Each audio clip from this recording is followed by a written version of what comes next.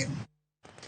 Kwa the county ma Kisumu eni Nases mapacho ka koro bono mar biro weyo donje tich pono ni sirikal okowinjo ywak mar keto ne arita motegno e kinde ng'anyo.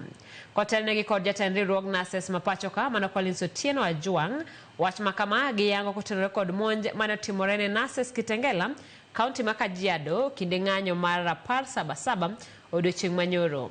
Koro gikwayo jatend obila mapacho ka mondo ne ni Nases omi arita kinde ng'anyo sama gidhi e tich ka gin e kuonde tich kod sama gidok pacho.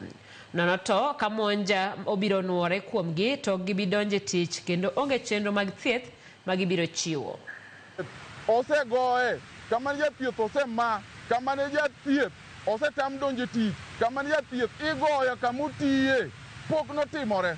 Omiyo ma wadagi kabisa kendo wakwedo yo mamalo okang' mamalo kabisa ni ka gino chako timore no mul kata nasa achiel e Republic of Kenya ka dhi tich kata kado kode kata facility to ok wabi donjo e tich chieng' demonstration.